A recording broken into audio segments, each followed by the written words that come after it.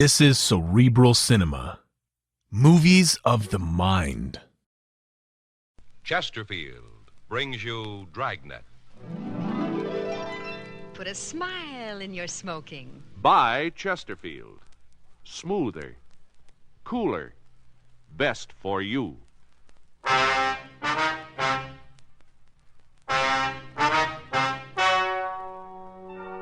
Ladies and gentlemen, the story you are about to hear is true.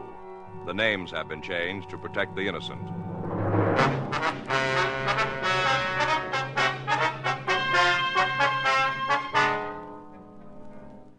You're a detective sergeant. You're assigned a robbery detail.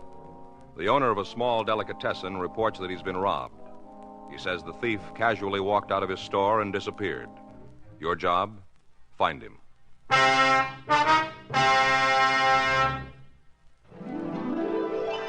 Put a smile in your smoking.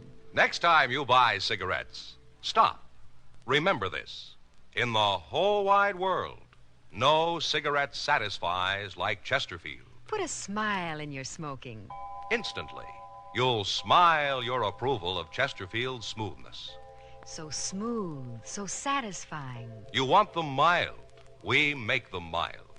Mild and mellow, with the smooth and refreshing taste of the right combination of the world's best tobaccos. So next time you buy cigarettes, stop. Start smoking with a smile with Chesterfield. Smiling all the while with Chesterfield. Put a smile in your smoking, just give 'em a try. Light up a Chesterfield, they satisfy.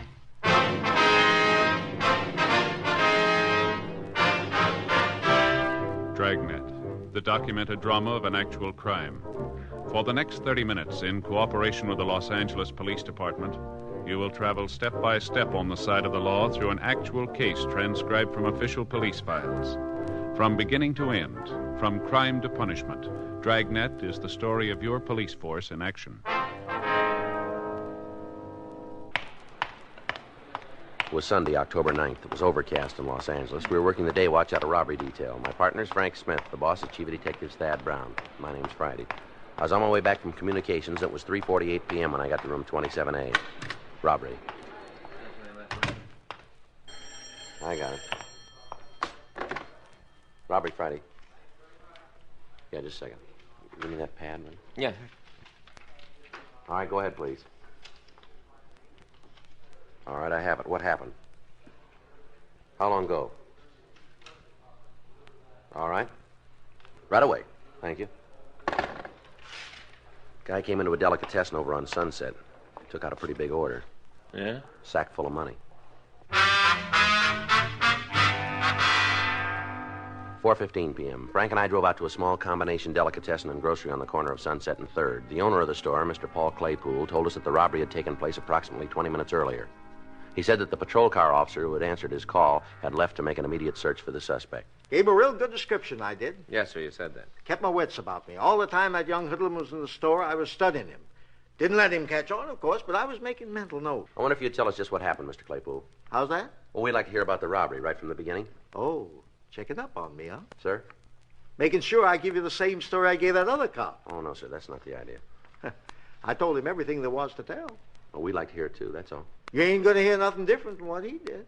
Well, would you tell us anyway? Well, if that's how you want it. This here crook fella came walking into my store, big as life. That's how it begun. Mm-hmm. That was about 20 minutes ago, was it? Oh, might be 21 or 2, but now depends on how long you've been talking to me. Yes, sir. What'd he say when he came in? Bandit fella? That's right. Nothing. What? Nothing. That's what he said. Not a single solitary word. I see. Didn't even open his mouth. Just handed me an envelope. Yeah? Sealed it was. Sealed up shut. Mm-hmm. Go ahead. Struck me as being kind of peculiar. What do you mean? Well, lots of my customers bring in lists of things they're supposed to buy. They don't seal them in no envelope, though. I see. My instinct sure was right. It wasn't no grocery list. It was far from it. Is that so? Note inside. Hand-printed it was. I see. Want to know what it said? Well, that would be nice, yes, sir. Take all of the money out of the cash register, put it in a paper bag, and hand it over. Uh-huh. That wasn't all. You want to hear the rest? If you would, please. Don't do any talking. Don't try to stop me. If you do, I'll kill you. That was the end of it. Do you still have this note, Mr. Claypool? Right over there. It's laying on the register. Wonder if we could see it, please. Well, that's up to you, I guess. Other cops said I wasn't to handle it on account of fingerprints. Well, we'll try to be careful with it. Help yourself. Ain't my place to take no chances on destroying valuable evidence. Yes, sir. Well, had it right, didn't it? Word for word. Yes, sir, you sure did. After you read this note, what'd you do, Mr. Claypool? I done just what it said. You gave him the money from the register? That's right. Put it in a paper bag at number 8. What's that, sir? 8. That was the size of the bag. Oh. How much money did you give him? All there was, a neighborhood of $50. Most of it in bills? Most, I'd say. A couple of 10s, 3 or 4 5s, some 1s. Rest was change. All right. What happened next? Fella took the bag, kind of grinned, and walked out. Looked real pleased with himself. Did you see where he went? Left the store. Yes, sir. I mean, after that. Turned down the street. Did you get into a car? I didn't see none. You didn't try to follow him? Nope. I didn't aim to stick out my neck none. Figured that was up to you fellas. That's right. Now, Mr. Claypool, do you know if the robber had a gun? Must have. Did you see it? Nope. But that there note said he'd kill me if I gave him any trouble. Yes, sir. Must have had a gun if he aimed to kill me. Well, stands to reason. Yes, sir. Was there anybody else in here when he came in? Just me. I don't do much business this time of the afternoon, and not on Sunday. I don't. Had you ever seen this man before? Nope, not that I recollect. I wonder if you could describe him for us. Oh, sure. I told you I gave him a real good once-over. Yes, sir. First off, he was a young fella, right around 20, I'd say. Mm-hmm. Husky, about 5'10", maybe weighs 170. Not fat, you understand. He's just husky. Mm-hmm. Well, what about his coloring? Well, I'm coming to that. Yes, sir. Brown hair, medium brown. Kind of gray eyes, medium complexion. Any marks or scars? No. How was he dressed? Pants, dark-colored, serge more than likely. Blue serge. They looked like they was part of a suit. Mm-hmm. Couldn't see his shirt. He had on a sweater, yellowish with one of them collars that chokes you. What's that? Fits all around your neck, you see, like so. See? Turtleneck sweater? Oh, is that what you call it? Yes, sir. Turtleneck, huh? Well, that's a right good name. That's just what it looks like. Turtle poking out his neck. Yes, sir. Is there anything else you can tell us about this man? What have you got in mind? Well, Mr. Claypool, anything that would help us identify him. Well, sir, he acted real funny, almost like he didn't know what he was doing. Oh? Kind of looked at me funny, too. Don't know how to put it into words exactly. Yes, sir. Wonder if you'd come down to City Hall for a few minutes, Mr. Claypool. City Hall? Yes, sir. We'd like to show you some mugshots, see if you can make an identification for us. Well, that'd mean closing up the store. Well, it won't take very long. Well, I guess it'll help catch this fellow. We'd appreciate it. Oh, excuse me. Yes, sir. Claypool's Delicatessen. How's that? Who? Friday? That's for us, sir. Oh. Huh. Here you are. Thank you. This Friday. Yeah, that's right. How long ago? Fountain? Yeah, I got it. Thank you. Well, we won't need you downtown just yet, Mr. Claypool. Change your mind, huh? Yes, sir. What's up? Flower shop over on Fountain. Yeah? Sounds like the same guy.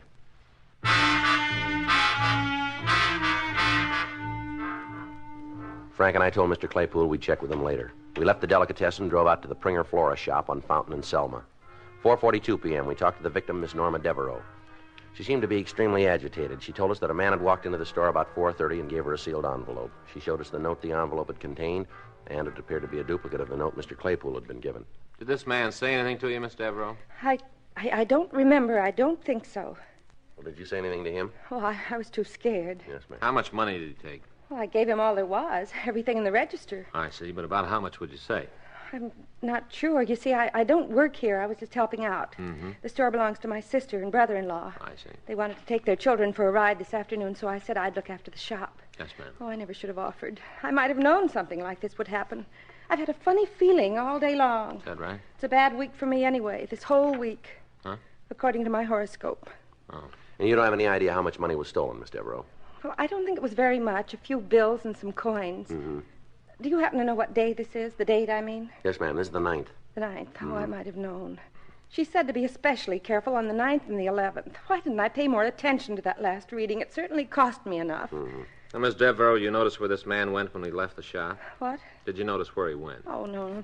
I didn't pay any attention. I was just so relieved that he was gone. I wonder if you describe him for us, please. Well, Miss Devereaux? I'm trying to think. Yes, ma'am. It just comes up a blank. His face, everything about him. Well, how's he dressed? I'm terribly sorry. I just can't remember. Well, maybe we can help you. Was he wearing a coat or a sweater? That's right. A sweater. I remember the sweater. Mm-hmm. What color was it? Lightish, I think. I'm not sure. What kind of a sweater? Would you recall that? Just a sweater, I guess. How about his hair? Eyes? Anything at all, Miss Devereaux? Well, there's one thing. I don't know whether it would do any good or not. Yes, ma'am. I feel like such a fool not being able to remember where it was or when, but I'm almost certain about it. What's that? That I've seen him before. Frank and I continued to question the victim. She insisted that she had met or seen the suspect sometime before the crime, but she was unable to recall the circumstances. 5:38 p.m., we drove both victims down to the city hall and asked them to go through the mug books for the purpose of identifying the suspect. Well, we finished another book, Sergeant. Yes, ma'am. Seems like you sure have enough of them. Yes, sir. If I could only think where it was. Ma'am? That I saw him before. Yes. Did I get you folks some coffee? That sounds like a right good idea. How about you, miss? What? Would you like some coffee, too? Miss Devereaux. That's it. That's it. I remember now. His face, everything about him. It's the same man. I'm positive it is. Oh? It was when you mentioned coffee. That's what brought it back to me. Yes, ma'am. Now, just when was it you saw this man? Oh, let's see. It was last week when I went shopping for a new coat. Tuesday. Yes, that's when it was. Tuesday. Mm-hmm. I was having lunch. The Fairway Cafeteria in Hollywood. Yes, ma'am. Well, it was crowded, and I was sitting alone. He came by and asked if he could use the same table. All right, go ahead. I nodded, and he sat down. I didn't pay any attention to him. Not really. I just went on and finished my lunch. He was still eating when I left. Mm-hmm. Anything else you can tell us about him? I think he had on the same clothes he was wearing today, the sweater anyway. I remember the sweater, real plain now. I see. Now, you're sure this was the same man who robbed you? Oh, yes, I know it was. Mm-hmm. That'll help, won't it? My remembering where I saw him? Well, it might. I'll bet he eats there all the time, at that same cafeteria. Yes, ma'am. We'll check on that. Oh, he does. I just feel certain of it. You'll see, Sergeant. It was fate that made me go into that restaurant, and it was fate that made him sit at my table. Yes, ma'am. It was all part of a big plan. Our meeting like that, and then him robbing me today. It was all part of a big plan so that you could catch him. Yes, that's right. And you will catch him. Don't you worry about that. You'll catch him. Fate's against him. Well, that makes us even then, doesn't it? What? So are we. Now that she remembered seeing the suspect before, Miss Devereaux confirmed Paul Claypool's description. We asked the victims to continue going through the mug books. They were unable to come up with an identification. 6:31 p.m., Frank and I drove them home, and we went off duty. The next day, October 10th, 10:05 a.m., we interviewed the day cashiers at the Fairway Cafeteria. They couldn't recall any specific customer who answered the suspect's description. 11:46 a.m., we went back to the office. Robbery Friday. Yeah, Larry. Mm-hmm. Well, thanks anyway. Right. Sloan. Yeah? Says he can't give us a lead from the way those notes were printed. Oh? Well, how about an early lunch today, huh? It's all right with me. Where do you want to go? Well, I don't care. How about you? Doesn't make any difference to me. Well, suggest someplace. No, I told you it doesn't make any difference. Well, I don't know why it always has to be up to me, Joe. Hmm? Where we eat. Why don't you decide once in a while? All right, fine. Let's go over to that new Chinese place on Broadway. For lunch? Well, why not? Well, you don't want Chinese food for lunch, Joe. I don't. Of course not. Well, what do you got in mind? I might have known. Hmm? I'd end up making the choice. Sure is a problem, isn't it? Well, it gets kind of monotonous, that's all, buddy. Well, it's tough. Say, Yeah, something we can do for you? is this here where you the guys that handle robberies? Yeah, that's right. Like them two yesterday? Which two? Grocery store and flower shop? You know something about them, do you? Yeah, I know something. Well, just what is it? Who robbed them? I know who it was. Yeah. Well, I guess it was me.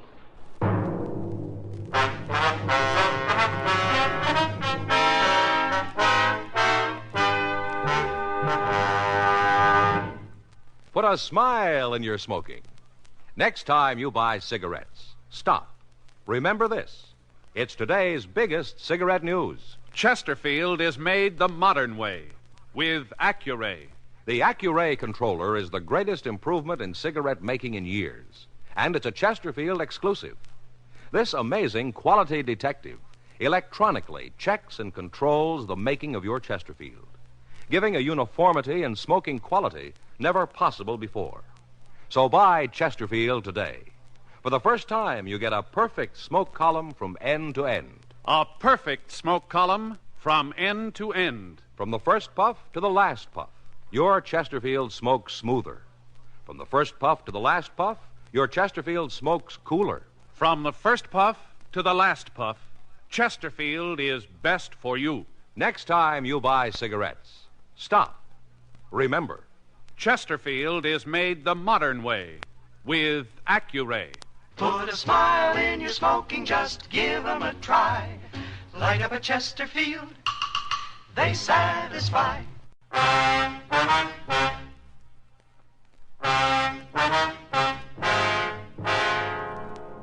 The man who had come into the office answered the description we'd received from the victims. He was in his early 20s, stocky build, about 5'10", brown hair and gray eyes. He was wearing dark blue trousers and a yellow turtleneck sweater.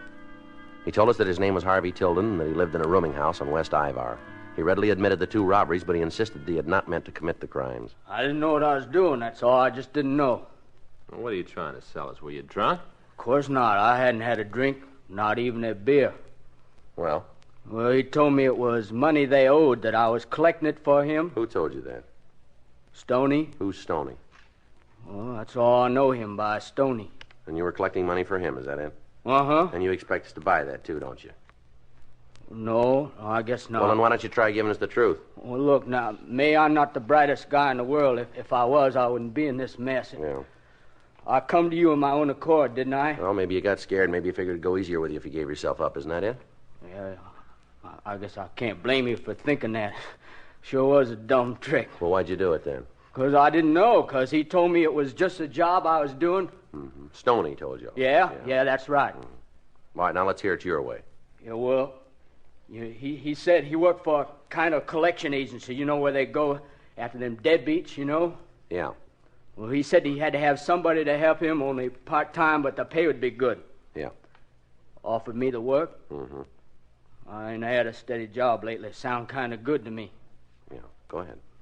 Yeah, well, I was supposed to meet him yesterday afternoon, 3 o'clock. He picked me up in front of the place where I live. Yeah? Drove me past that grocery store, and parked around the corner, gave me an envelope, and he told me to take it inside, hand it to the fellow who worked there. He said I was to make sure nobody else was in the store on account of he didn't want to make the old guy feel bad by collecting the debt in front of somebody else, you know? Yeah. So I done what he told me.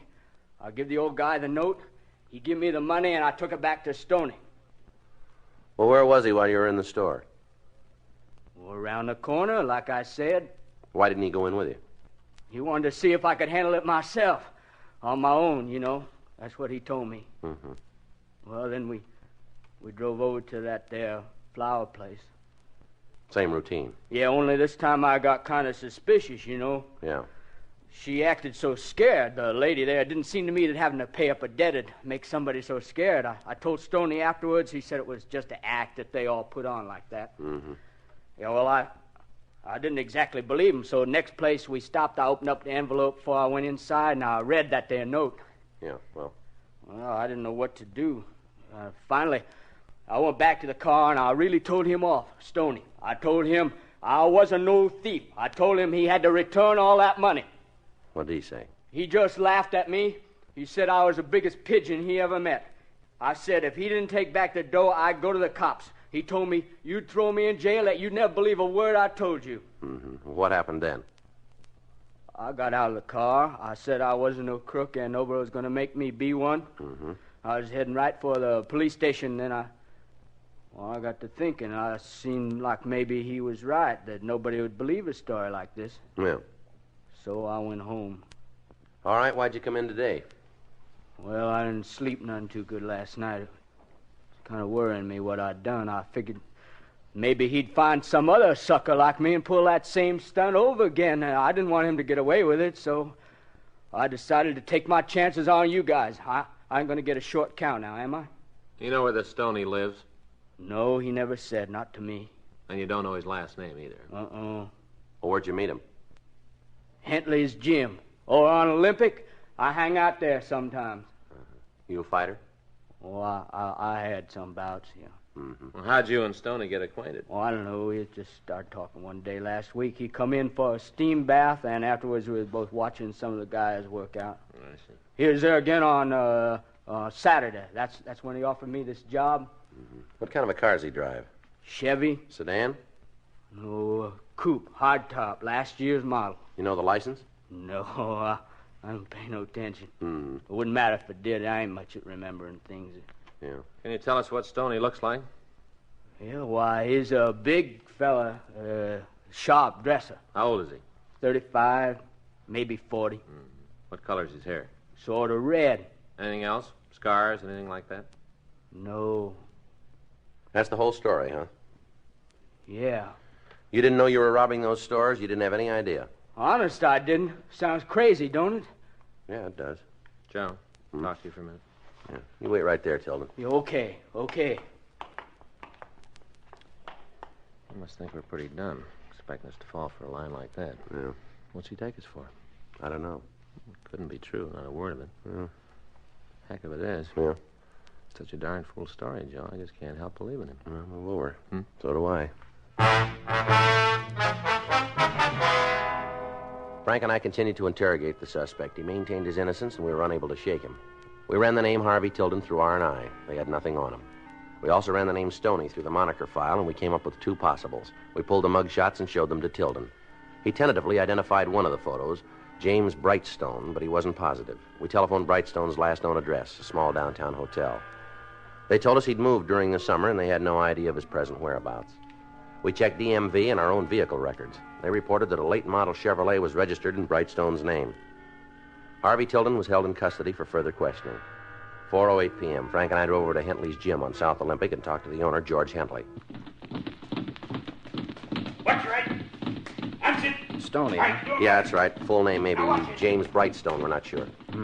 Now move away. Don't ring a bell. He in a fight game? Well, we aren't sure. How about a Harvey Tilden? You know him? That jerk, sure I know. He come here pretty often? Off and on. Used to do a little boxing. Had a perfect record. 6 fights, 6 KOs. He was punchy before he ever got in a ring. Tilden says this is where he met this Stoney. Yeah, it could be. Take a look at this picture, will you? You ever seen this guy before? Hey, you got a left hand, use it. Well? You know, I wouldn't swear to it. Guy looks something like this. Been coming in lately. Works out, takes a steam bath. You know his name? I never asked. You been around today? No, not so far. When was the last time, do you remember? End of last week, Friday, Saturday. Is he talking to Tilden? Oh, I don't know, maybe. Guys come in here, friendly type guys. They all talk to each other. All right, here's our card. So? If this fella comes back, give us a call, will you? Hey, you want him for something? We want to talk to him. Okay, if he comes in, I'll call you. Thanks. Sure, I'm a real obliging type fella. I got no beef with you cops. Be a waste of time, though. Calling you. If you want to see this guy, all you got to do is turn around. What's that? He just walked in the door. Frank and I talked to the man George Hentley had pointed out. He readily admitted that he was James Brightstone. He also admitted knowing Harvey Tilden. He said he had spent the previous afternoon in his room at the Jackman Hotel. We telephoned the hotel, but the clerk was unable to confirm Brightstone's alibi. 5:31 p.m. We drove the suspect down to the city hall and continued our interrogation. Look, why don't you guys just tell me what it is you want to know, spell it out in real big letters, and I'll give you the answer, same size. Where were you yesterday afternoon? Thought we already covered that. Let's go over it again. Okay, boys, I was in my hotel room. Well, the clerk doesn't back you up. Well, does he say I wasn't there? When was the last time you saw Harvey Tilden? Saturday over at the gym. Not yesterday, huh? Gym isn't open on Sundays. You know where Tilden lives? Nope. You picked him up at his rooming house yesterday, didn't you? Why would I be picking a crumb up like that? Did you offer Tilden a job? Oh, that's pretty funny. What's the joke? I ain't got a job myself. Did you ever take Tilden for a drive? Boys, I'm telling you, the only place I ever seen the guy is Hentley's gym. Yeah. He knows what kind of a car you got. Oh? Make and model. Well, maybe he's seen me in it. I didn't see him. Mm-hmm. Now, look, this Tilden fella, he's a screwball. He don't even know what time it is. Whatever he told you, you can forget it. Well, there are a couple of things we can't forget. Yeah? Tilden says you put him up to robbing 2 stores yesterday. Are you kidding? He says you hired him to work for you, to collect some past due bills. Boy, this kid is really off his rocker, isn't he? Maybe. Where was I supposed to be while he was doing me these favors? Outside in your car, waiting for him. Go on, boys. You interest me. Well, that's about it. And you'd pick up a guy in a phony story like that? Hey, look, I'm getting out of here. Tilden ain't the only guy who's nuts. Sit down, Brightstone. All right, you jokers, prove any part of it. We're going to try to. I'd like to know how. We got a team out right now checking the neighborhood of both robberies. If anybody saw your car around those stores yesterday afternoon, you got trouble. I got news for you guys. It don't matter where I was yesterday. You can't tie me into these jobs. We'll see. Matter of fact, I'll give you a hand. I might have been driving around those stores yesterday. Is that right? Yeah, come to think of it, I went for a ride along about 2 o'clock. Slipped my mind before. Sure. Not that I know where Tilden pulled his heist. You don't, huh? Sure, of course not. Then what makes you think you were in the vicinity? Well, I'm not saying I was. I'm saying I might have been. Yeah. Just where were you? Who knows? It took me a real long drive. What time did you leave your hotel? 2 o'clock, maybe? What time did you get back? Later. How much later? All right. I tell you what, I'm going to give you guys a break. Good. Now, I know you can keep this up for 72 hours, and I got more important things to do, so let's get it over with, okay? That's entirely up to you. Okay. Tilden was giving it to you square. He was just a pigeon. Dumbest pigeon I ever ran into. Yeah, go ahead. Well, that's it. You got it now. What are you going to do about it? What do you think? Oh, if you're smart, you're going to turn me loose. Mm-hmm. Yeah, look, let me give you a little advice, free.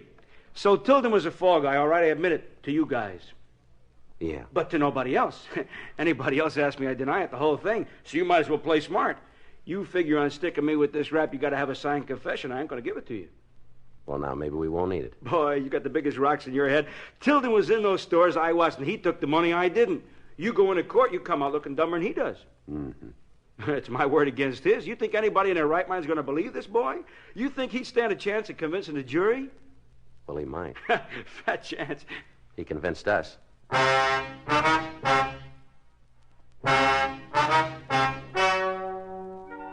The story you have just heard is true. The names were changed to protect the innocent. On January 8th, trial was held in Department 98, Superior Court of the State of California, in and for the County of Los Angeles. In a moment, the results of that trial. Now, here is our star, Jack Webb. The date, June 19th. The man in question, father. The gift for Father's Day, Chesterfield. Make it a point to pick up a couple of cartons, first chance you get. It's the easiest way I know to put a smile in Dad's smoking, and a nice way to remember a great guy.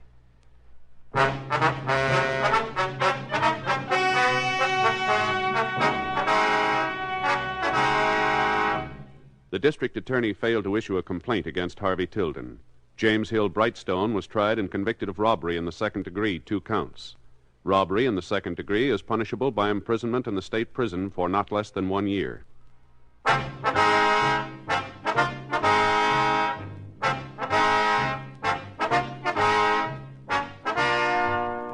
You have just heard Dragnet, a series of authentic cases from official files.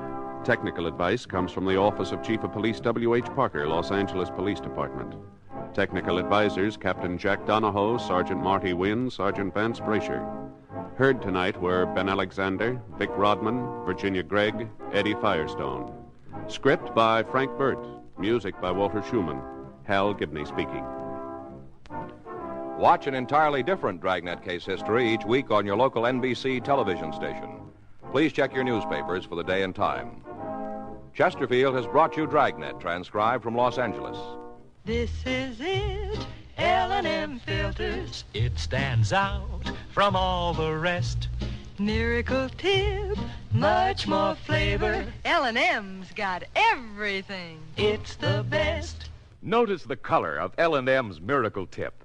It's white, pure white, to give you the purest and best filter.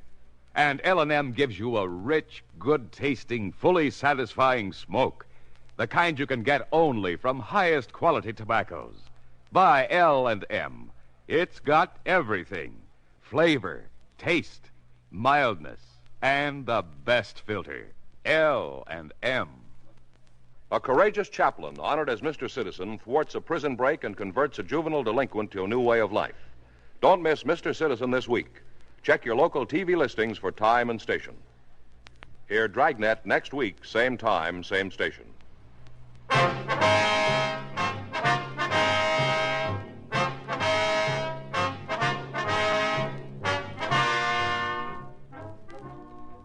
Hear Biography in Sound on the NBC Radio Network.